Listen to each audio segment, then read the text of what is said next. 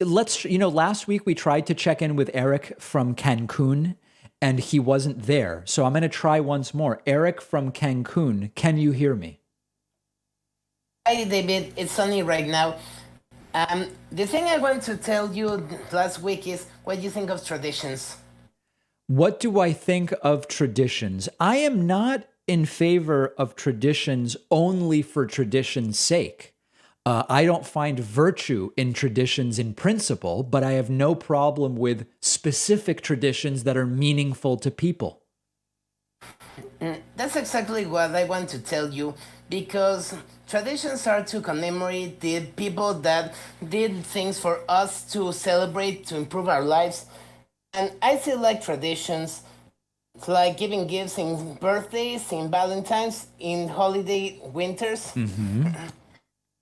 Then I think that conservatives would be very upset or worried that liberals want to get rid of those traditions. But I think that we're not really getting rid of them, only changing the way we do. For example, in Halloween, I make cosmetics for Team Fortress 2. And I think we should rethink about some traditions like forcing women to stay in the kitchen, ignoring the opinion of children, and killing animals to pretend to be brave and strong instead of taming the beast like a real man. Also, like Lieutenant Dan want to die in Vietnam because his ancestors died in other wars. If you saw Forrest Gump.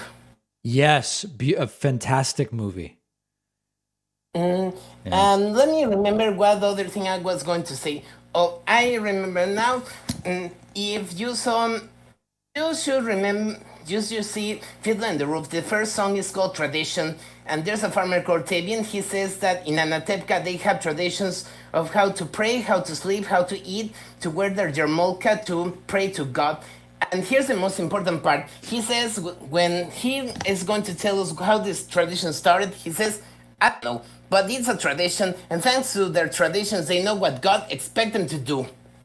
Well, Eric, you've touched in such a short amount of time on the weather, religion, philosophy, film. I can't thank you enough for the wide-ranging phone call. I want to tell only two things before we cut. And first, two more things. Oh my goodness. So the comments about our calls, and they say I have a cartoonish voice. Maybe if I do my impersonation of Mario, like, it's me, Mario. Hoo-hoo! Can anyone tell Nintendo to give this beautiful color a shot to work as the new voice actor? Eric from Cancun, thank you so much for the call. You've said it all, and on that note, we are going to have to go.